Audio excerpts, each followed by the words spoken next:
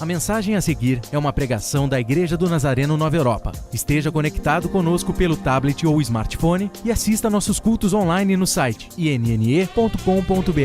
Ouça Nasa Rádio pelo site nasaradio.com.br e acompanhe nossas redes sociais facebook.com/INN Europa e twitter.com/INN Europa. Igreja do Nazareno Nova Europa, mudando a história de sua vida. Vamos ao Ministério da Palavra, então. Abra sua Bíblia em 1º livro de Samuel, no capítulo 1.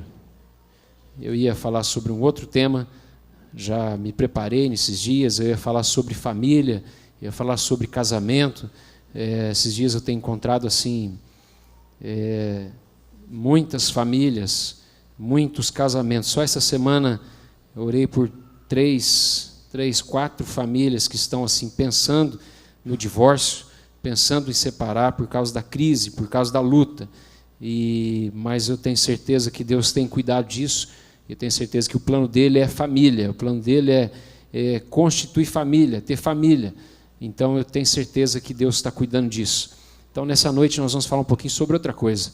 Nós vamos falar sobre sonhos nessa noite. Sonhos. Essa manhã eu tive assim, a primeira coisa que aconteceu, a primeira vez que aconteceu com o nosso filho Daniel. Sempre que ele dormia, quando ele acordava, eu ia conversar com ele, ele dizia: acordei, papai, acordei. E eu dizia assim: você sonhou, filho? Ele dizia: não sonhei. Então sempre era a mesma pergunta e sempre a mesma resposta. E essa noite ele sonhou. E quando eu cheguei em casa, logo depois do culto, 1 hora e pouco, cheguei em casa, ele veio logo contar o seu sonho. E ele contou para a mãe dele mais de 3 vezes o mesmo sonho, da mesma forma, da mesma maneira. Contou para mim 2 vezes, contou para o Davi também, e está contando para todo mundo o sonho que ele teve. Que ele tem uma arminha de água, né? Aquelas arminhas que você joga água, e ele estava lá no fundo de casa, ele pulou lá no quintal e caiu dentro do berço. Ele acordou, acho que acordou no berço, não sei, foi meio confuso para ele, mas enfim, ele sonhou, e ele sonhou nessa noite, ele sonhou. Quantos aqui têm sonhos? Levanta a mão, você tem sonhos? Como são os seus sonhos? São sonhos grandes ou o seu sonho é mais ou menos? Como que é seus sonhos? Alguns já engavetaram os sonhos. Teve sonhos há muito tempo lá atrás, sonhos de infância, sonhos de mocidade, mas desistiram, pararam de orar, pararam de buscar, então colocaram seus sonhos na gaveta. Mas nessa noite nós vamos falar de alguém que sonhou, que teve um sonho lindo, alguém que lutou pelo seu sonho. E essa pessoa, essa história, é a história de Ana. Você encontrou aí 1 Samuel, capítulo 1. Vamos ler o texto, que diz assim, 1 Samuel, capítulo 1. Houve um homem de Ramate Zofim, da região montanhosa de Efraim, cujo nome era Eucana, filho de Jorão, filho de Eliú, filho de Tou, filho de Zufi, efraimita. Tinha ele 2 mulheres, o nome de uma era Ana, e o da outra Penina. Penina tinha filhos, mas Ana não os tinha. Subia este homem da sua cidade de ano em ano para adorar e sacrificar ao Senhor dos Exércitos, em Siló. Assistiam ali os sacerdotes do Senhor, Hofni e Finéias, e os 2 filhos de Eli. No dia em que Eucana sacrificava, dava porções do sacrifício a Penina, sua mulher, e a todos os seus filhos e filhas. A Ana, porém, dava porção dupla, porque ele a amava, ainda que o Senhor lhe tivesse cerrado a madre. A sua rival a provocava excessivamente para a irritar, porque o Senhor lhe havia cerrado a madre. Assim o fazia ele de ano em ano, e todas as vezes que Ana subia à casa do Senhor, a outra a irritava, pelo que chorava e não comia. Então Eucana, seu marido, lhe perguntou: Ana, por que choras? Por que não comes? Por que está triste o teu coração? Não te sou eu melhor do que 10 filhos? Então Ana se levantou, depois que comeram e beberam em Siló. Ora, Eli, o sacerdote, estava sentado numa cadeira, junto a um pilar do templo do Senhor. Verso 10. Ela, com amargura de alma, orou ao Senhor e chorou muito. E fez um voto, dizendo: Ó Senhor dos exércitos, se benignamente atentares para a aflição da tua serva, e de mim te lembrares, e da tua serva não te esqueceres, mas da tua serva deres um filho, ao Senhor o darei por todos os dias da sua vida, e sobre a sua cabeça não passará navalha. Demorando-se ela em orar perante ao Senhor, Eli prestou atenção à sua boca. Ana só falava no coração, e os seus lábios se moviam, mas não se ouvia a sua voz. Eli a teve por embriagada, e ele lhe disse: até quando estarás tu embriagada? Aparta de ti o teu vinho. Verso 15. Porém, Ana respondeu: não, senhor meu, eu sou uma mulher atribulada de espírito. Não bebi vinho, nem bebida forte, mas estava derramando a minha alma perante ao Senhor. Não tenhas a tua serva por filha de Belial. Da multidão dos meus cuidados e do meu desgosto tenho falado até agora. Então lhe respondeu Eli: vai-te em paz, e o Deus de Israel te conceda a petição que lhe fizeste. Disse-lhe ela: ache a tua serva graça aos teus olhos. Assim a mulher se foi ao seu caminho e comeu, e o seu semblante já não era triste. Levantaram-se de madrugada, adoraram perante o Senhor, e voltaram e chegaram à sua casa em Ramá. Eucana teve relações com Ana, sua mulher, e o Senhor se lembrou dela. Repita comigo: o Senhor se lembrou dela. Amém. Verso 20. Passado algum tempo, Ana concebeu e deu à luz um filho, e chamou Samuel, dizendo: tenho pedido ao Senhor. Só até aqui. Amém. Glória a Deus por essa palavra. Essa mulher, essa história, a história dessa mulher nos ensina muita coisa. Muita coisa. Como é que essa mulher agiu? Como é que essa mulher reagiu? Como é que essa mulher suportou aquela pressão? Como é que essa mulher triunfou? Como ela se comportou? Como ela venceu? Como ela superou essa crise, essa situação, essa debilidade? Como é que ela superou isso daqui? Como ela triunfou em meio a essa circunstância difícil e impossível aos olhos humanos? Essa é a história que nós lemos aqui, que nós estudamos aqui, do versículo 1 ao versículo 20. O texto nos fala que Ana era estéril. Ela não podia ter filhos. E é por isso que aqui Eucana, seu marido, pôde se casar com Penina. Aqui, provavelmente Eucana, ele seguiu a lei de Hammurabi, que era, não sei se você lembra, na escola, na 6ª série, 7ª série, você ouviu falar da lei de Hammurabi. Eram os pagãos que eles colocaram essas leis, eles criaram essas leis como regra para o povo, para aquele povo, para aquela região. E essa lei dizia o seguinte: se um homem se casa com uma mulher e ela não pode ter filhos, então o marido tem o direito de se casar com outra mulher. Então Eucana, ele baseado nessa palavra, não na palavra de Deus, não na lei de Deus, ele então se casa com Penina. E o texto nos diz que Penina teve filhos e filhas. Então aqui Ana, que era estéril, Ana que não podia ter filhos, nós olhamos para a história, olhamos para a Bíblia e vemos o seguinte: primeiro, que Eucana amava a Ana. E aqui, primeira lição que nós aprendemos: o fato de nós sermos amados não significa que nós teremos uma vida fácil. A Bíblia não fala somente de coisas boas, do céu, de doces, de beleza, de coisa salutar, agradável. A Bíblia também fala de aflição. A Bíblia também fala de uma pessoa que chora, de uma pessoa estéril, de uma pessoa que não come, de uma pessoa que não vive bem, de uma pessoa que tem a alma amargurada. A Bíblia, na verdade, revela a nossa alma. Revela o porão da nossa alma. A Bíblia fala de coisas assim, do nosso cotidiano, de pessoas que estão assim, e nessa noite, quem sabe você não chegou assim. Você não está assim como Ana, como essa mulher. Ana é estéril. E isso, para nós, nos dias de hoje, pode ser que não significa muita coisa. Mas para essa mulher aqui, judia, significava muita coisa. Para você ter uma ideia, toda mulher, toda menina, quando nascia, os seus pais depositavam esperança nessa menina. Porque, quem sabe, havia um sonho de toda mulher naquela época. Toda menina sonhava em se casar, mas principalmente, mais do que o casamento, sonhava em, quem sabe, ser a mãe do Messias. Havia um sonho de todas as mulheres, de toda a judia, dizendo: olha, quem sabe eu não vou ser escolhida por Deus para ser a mãe do Messias. Havia esse sonho. Provavelmente Ana sonhou com isso também. Ana sonhava em ser mãe, e quem sabe mãe, a mãe do Senhor, a mãe do Messias. Para uma mulher judia, ser estéril era considerado uma mulher amaldiçoada, desgraçada. Esse era o termo. Uma mulher que não podia dar descendentes ao seu marido. E olha só como essa dificuldade afetava não somente a ela, mas toda a sua família. Porque ela não podia não só realizar o seu sonho de ser mãe, mas também não podia realizar o sonho do seu marido, mas também o sonho do seu pai, da sua mãe, do seu sogro, da sua sogra. Olha como a pressão era tamanha sobre a vida de Ana. Ela era considerada como uma mulher maldita, debaixo de maldição.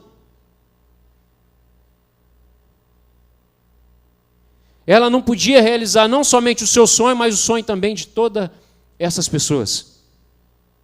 Mas como foi que essa mulher triunfou? Como foi que essa mulher superou essa situação, essa circunstância? Primeira coisa que eu aprendo com a história dessa mulher é que essa mulher, ela não desistiu. Ela não se conformou diante daquilo que os seus olhos viam. Aos olhos dos homens, impossível. Mas a Bíblia diz que pode parecer difícil ou impossível aos olhos dos homens, mas Deus pode. Amém? Você pode dizer, Deus pode.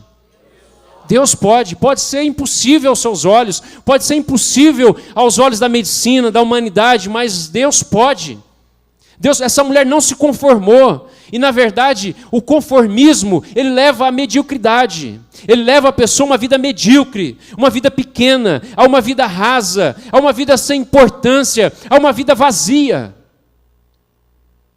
Essa mulher não se conformou. Talvez, se ela tivesse se conformado, ela ia dizer mais ou menos assim: assim como eu, tem tantas mulheres que não podem ter filhos, vou me conformar. Assim como eu, tem muitas mães que têm os filhos perdidos. Eu não sou a primeira, eu não vou ser a última. Assim como eu, tem muitas mulheres que perderam seu casamento. Assim como eu, tem muitos casamentos que fracassaram. Essa mulher podia ter dito isso. Podia ter dito, olha, eu não vou ser a primeira, também não vou ser a última. Mas o que ela faz? Ela não se conforma com isso. Ela não se conforma com aquela situação. Ela crê que Deus podia mudar aquele quadro, que Deus podia mudar a sua história, que Deus podia fazer o impossível acontecer. Eu disse aqui há um tempo atrás que o lema do cristão deveria ser assim: agradecido sempre, conformado nunca, porque Deus é uma fonte inesgotável. Você pode dizer amém por isso? Agradecido sempre, conformado nunca, porque Deus é uma fonte inesgotável. Se há uma coisa que eu não sou, é conformado. Eu não me conformo. Eu sou um eterno inconformado. Eu não me conformo com o estágio que eu alcancei em Deus. Eu não me conformo com a qualidade do meu casamento. Eu não me conformo com a qualidade que eu cuido dos meus filhos. Eu não me conformo. Eu não me conformo em ver pessoas que nessa noite poderiam estar aqui, que não estão. Isso me corrói. Isso mexe comigo. Porque eu sou inconformado. Eu não consigo me conformar com as coisas. Eu sou um eterno inconformado. Eu não me conformo, eu luto, eu gasto todas as minhas forças em oração, em vida, em luta, em palavras. Porque eu não me conformo. Não me conformo. Ana não se conformou com aquilo. Ela não aceitou a sua esterilidade. Será que você não é estéril em alguma área da sua vida? E você já se conformou com isso? Mas é assim mesmo, vou aceitar isso. Minha vida profissional não deslancha. Meu casamento não vai bem. Talvez uma esterilidade física. E você já se conformou, dizendo, não, vou aceitar isso, é assim mesmo. Eu já orei 2 vezes e Deus não me respondeu. Eu já orei durante 1 ano, Deus não me respondeu, nada mudou. A Bíblia diz que essa mulher, o texto fala que de ano em ano, essa mulher não desistiu. Ela não desistiu, todos os anos ela estava lá. Essa mulher tinha tudo para entrar em depressão. Ela tinha tudo para dizer, Deus não me ama, Deus não me responde. Mas não, essa mulher todos os anos vai lá no templo, todos os anos vai no lugar de oração, vai adorar a Deus, vai sacrificar a Deus, vai dizer assim, Deus, eu adoro não por aquilo que o Senhor me dá, mas eu te adoro por aquilo que o Senhor é na minha vida. Essa mulher não se frustrou. Irmãos, só para você ter uma ideia, funcionava assim. Depois do casamento, 5 anos a mulher tinha para ter o primeiro filho. Passou 5 anos, ela não teve o primeiro filho. Aí Eucana então pensou, bom, eu vou casar com outra, mas eu amo tanto essa mulher, eu vou dar mais um tempo. Estou aqui conjecturando. Talvez passou mais 1 ano, 2 anos e nada de filhos. Então essa mulher continuou orando, continuou perseverando. E Eucana então disse assim, bom, você não vai ter filhos, você não vai gerar filhos, eu vou ter que escolher outra para casar. Talvez pela pressão dos pais, pela pressão dos avós, pela pressão da família. Porque naquela época um homem não procurava uma mulher bonita, uma mulher inteligente, sábia, não. Os homens daquela época procuravam uma mulher que fosse boa parideira, que tivesse muitos filhos. Porque era assim a ideia de um homem abençoado, de uma família abençoada. Um homem que tem muitos filhos, que enche a casa de filhos. Então essa mulher passa-se 5 anos, 6 anos, 7 anos, não sei, mas esse homem então se casa com Penina. E o texto diz que ela teve filhos e filhos. Muitos filhos. Vamos conjecturar aqui mais 10 anos. Então há 15 anos pelo menos essa mulher está lá estéril, não pode ter filhos, mas ela não desiste. Essa mulher não colocou no coração dela nenhum tipo de amargura, nenhuma culpa a Deus, dizendo, Deus não me respondeu, Deus não me ama. Não, pelo contrário. Essa mulher, ela conserva a sua oração, ela conserva a sua adoração, ela conserva a sua busca, a sua intensidade de vida. Ela não desistiu, ela não parou de ir no templo, gente. E olha nós, nos nossos dias. Às vezes uma oração tão pequena que a gente faz, coisas tão pequenas, e não acontece, a gente já fica de beicinho com Deus. Para de orar, para de vir à igreja, para de vir no templo, para de adorar a Deus. Coisas tão pequenas. Essa mulher tinha tudo para desistir, tudo para entrar em depressão, para dizer não, mas essa mulher perseverou, não se conformou. Segundo problema que essa mulher enfrenta, dentro da sua casa, ela vivia com seu marido, com a sua rival, o texto a chama de rival, Penina, filhos e filhas. Você consegue se imaginar dentro desse lar? Como é que é? Como que seria? Você dentro dessa casa, convivendo com a sua rival. O texto diz que ela provocava. Olha aí, versículo 6. A sua rival a provocava. Como que ela provocava? Como que ela provocava, gente? Excessivamente. Constantemente. A todo momento. Ela provocava para fazer o quê? Para irritar. Verso 7, finalzinho do verso 7. Ana subia à casa do Senhor, e a outra a irritava, pelo que ela chorava e não comia. Mulher amargurada de espírito, mulher que sofria. Imagina como que deveria ser a provocação de Penina. Penina devia olhar para Ana e dizer assim, eu sou abençoada, você é amaldiçoada. Eu sou mãe de filhos e filhas, você, estéril. Você não tem valor. Era esse tipo de coisa. Eu sou saudável, você, doente. Você é doente. É esse tipo de palavra, daí para mais. Olha só, gente, a provocava. Eu estou debaixo da bênção de Deus. Você está debaixo de maldição. É por isso que você não tem filhos. Você está debaixo de maldição. O que é que você faria no lugar dela? Hã? O que é que você faria? Como dizem aí, chuta o balde. Mata ela. O que é que você faria, gente?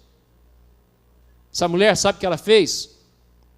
Por causa da provocação da sua abençoada, que morava junto com ela, ela buscou uma oportunidade para crescer. Uma oportunidade para buscar mais a Deus. Penina a provocava. Presta atenção numa coisa que eu vou falar aqui. Sem provocação você não cresce. Sem provocação você não vai crescer. Você quer ver uma mulher emagrecer? É só ela ouvir pelo menos 2 ou 3 pessoas no dia. Você está gorda, você engordou. Isso é provocação. O que vai acontecer com ela? Vai chegar em casa, olhar no espelho.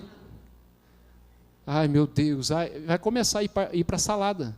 Como alguém falou isso aqui, foi? Vai para a salada, vai para o regime. Fecha a boca, vai para a academia. O que é isso aqui, gente? Provocação. Penina irritava, Penina provocava. Eu lembro de uma vez que eu orava a Deus, e eu dizia assim, Senhor, me dá paciência. Deus, me dá paciência. Eu estava assim, impaciente com o trânsito, impaciente com as coisas, Deus me dá paciência, eu preciso de paciência. Eu orei de manhã. Aí naquele dia eu fui no banco. Tinha que resolver um problema. Estou lá 3 horas no banco, esperando aquela fila. Eu digo, Deus, eu pedi para dar paciência. Olha o jeito que eu estou, Deus, eu estou irritado, eu estou aqui. E Deus falou para mim, está vendo? É assim que eu te dou paciência. É assim, gente. Porque às vezes você pensa que Deus não dá paciência, Ele vai te dar paciência, não. Deus vai te dar circunstâncias, situações, para gerar paciência em você. Olha aí, está vendo? É assim. É assim que vai fazer. É assim que Ele vai fazer. Ele vai criar situações, Ele vai criar circunstâncias para desenvolver essa paciência em você. Deus vai fazer você esperar. Sem provocação, você não cresce. Amém, gente? Agora, você podia dizer para a pessoa que está do seu lado aí, você precisa de uma penina na sua vida.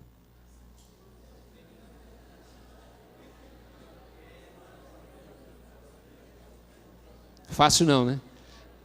Ninguém quer. Ninguém quer penina, não? Só que eu vou te falar uma coisa. É o único jeito de você sonhar e realizar seu sonho. É tendo uma penina na sua vida. Talvez a penina não seja uma pessoa. Presta atenção, talvez a penina não é uma pessoa. É uma circunstância que Deus envia. Isso aqui eu acredito que foi providência de Deus. Penina foi uma providência de Deus na vida de Ana. Porque imaginem só uma coisa, gente. Se Penina fosse amigo de Ana. Imaginem se Penina fosse amiga de Ana. Ela ia dizer assim para Ana. Ô Ana, Deus foi bom com você, Ana. Ter filhos, você não sabe o que é. Engravidar, ficar com um barrigão desse tamanho. Ter que amamentar. Ana, você não sabe o que... Ó, a dor do parto, Ana. Deus te deu um livramento, Ana. Deus ama mais você do que a mim. Olha se ela fosse amiga. Se Penina fosse amiga de Ana, era esse tipo de coisa. Ia dizer assim para Ana, Ana, eu tenho tantos filhos, Ana. Adote os meus filhos, sejam como seus. Adote. Cuide deles, trate eles como se fossem seus. Eu dou 2 ou 3 para você, você cuida deles.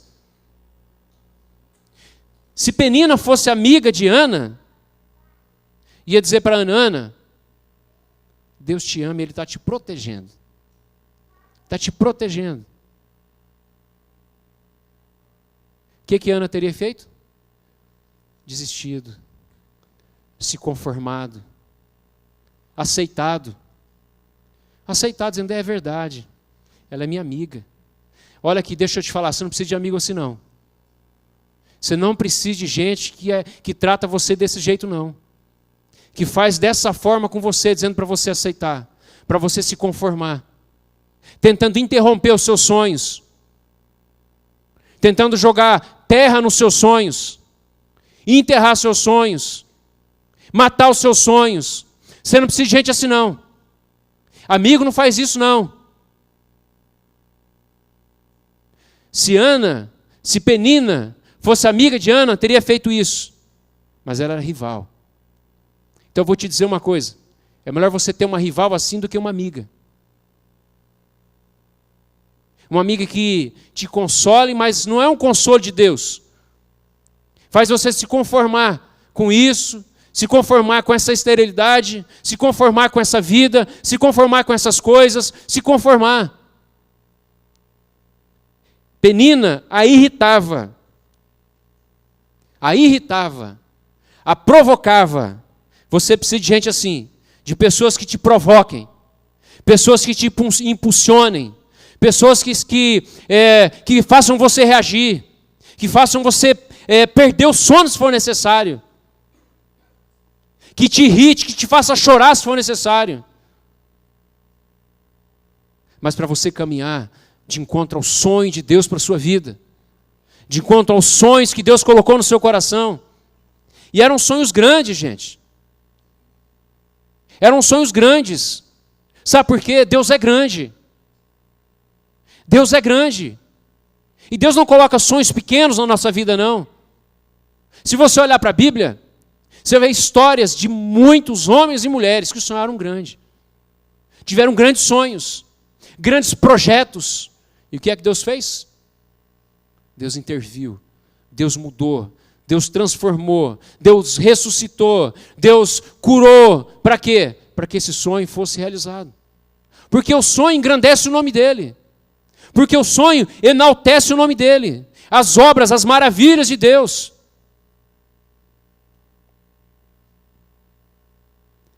Eu tenho certeza que Deus quer colocar sonhos proféticos na sua vida. Sonhos dele. Eu acredito que esse sonho não foi do coração, não nasceu no coração só dela. Foi Deus que encheu. Foi Deus que gerou no coração dela esse sonho. Para você ter uma ideia, olha aí, acompanhe comigo. Quando o marido dela... Deixa eu achar aqui o texto.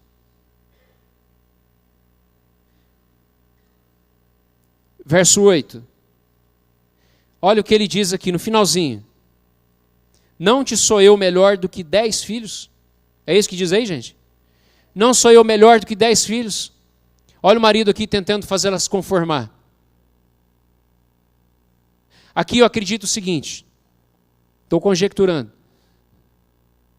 Que os dois ali, o casal, enquanto deitados ali, falando da vida, falando dos sonhos, eu quero acreditar que essa mulher diz o seguinte para o seu marido: olha, olha, presta atenção, eu ainda vou ter 10 filhos. Mas Ana, você é estéril, eu ainda vou ter 10 filhos.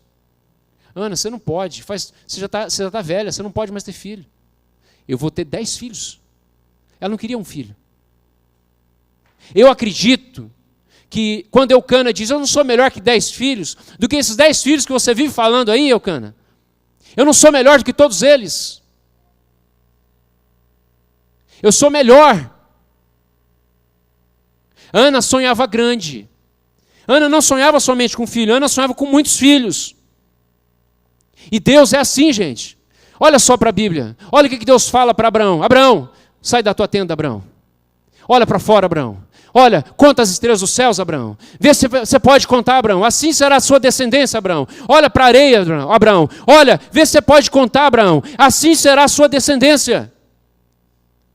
Deus é um Deus que coloca sonhos grandes na nossa vida. Sonhos grandes. Coisas grandes. Coisas maravilhosas. Você crê assim ou não? Você crê que Deus faz assim?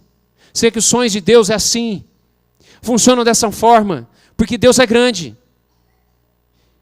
Agora, uma coisa que eu vejo, gente, na nossa vida, Nós somos muito parecidos com o povo de Israel. Deus tirou o povo de Israel do Egito. Deus abriu o mar, enviou as pragas, o povo passou em pés enxutos, do outro lado, todo Faraó e seu exército morreram. Eles estão lá do outro lado, Deus manda o maná todos os dias, Deus manda a rocha, da rocha sai água, sacia a sede daquele povo. Deus cuida, protege, de dia uma nuvem para proteger do sol, à noite aquela nuvem se transforma em colunas de fogo para proteger dos bichos do deserto, para proteger do calor, para esquentar o povo. Deus cuida daquele povo. Deus coloca um sonho grande no coração daquele povo, dizendo: olha, vocês vão entrar numa terra que mana leite e mel, uma terra boa, agradável, a melhor de toda a terra. Mas aquele povo não entrou. Foi mais difícil, gente, mais difícil para Deus tirar o Egito de dentro de Israel do que tirar Israel de dentro do Egito. Esse é o problema. Esse espírito de escravidão que estava no coração daquele povo.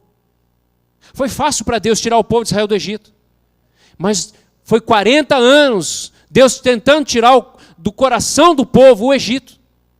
Não conseguiu. Aquele espírito de escravidão daquele povo. Coitadinho de nós. Nós somos como que gafanhotos aos nossos próprios olhos. O povo lá é grande, a cidade é fortificada, é impossível. Tem muitos de nós agindo assim. Tem muitos de nós que não sabem quem Deus é. Queridos, Deus é o nosso rei, o rei do universo. Você e eu, príncipes e princesas de Deus. Você podia dizer amém por isso? Nós somos a coroa da criação de Deus. Quando o Senhor Jesus falou a nosso respeito, Ele diz: olha, eu faço obras, vocês estão aí olhando para as obras que eu faço, preste atenção, se vocês crerem, vocês farão obras maiores do que essas. A nossa vida muitas vezes é medíocre. Nossa vida muitas vezes é pequena. Parece que há um espírito de escravidão na nossa vida, que impede, há um espírito de miséria, que nos impede de avançar, de dizer: peraí, o Senhor é comigo, o Senhor é conosco, e se o Senhor é conosco, quem será contra nós? Quem pode? Quem pode interromper? Quem pode segurar o braço forte do Senhor? Quem é que pode? Olha, querido, deixa eu te falar uma coisa. Deus será na sua vida do tamanho do seu sonho. Amém? Deus vai ser na sua vida o tamanho do seu sonho. E qual é o tamanho do seu sonho? Tem sonhadores aqui nessa noite? Pode dizer amém? Tem sonhadores aqui nessa noite? Você olha para a Bíblia e vai ver o seguinte: essa mulher sonhou, essa mulher não se conformou, essa mulher enfrentou, ela lutou, não desistiu, perseverou. E sabe o que é que Deus fez com ela? Deus visitou. O Senhor se lembrou de Ana. O Senhor vai se lembrar de você, amém? O Senhor vai se lembrar de você. O Senhor se lembrou de Ana. E o texto nos diz que essa mulher que era estéril, olha o que aconteceu com ela. Capítulo 2. Será que você pode se colocar em pé? Por gentileza. Capítulo 2. Versículo 20.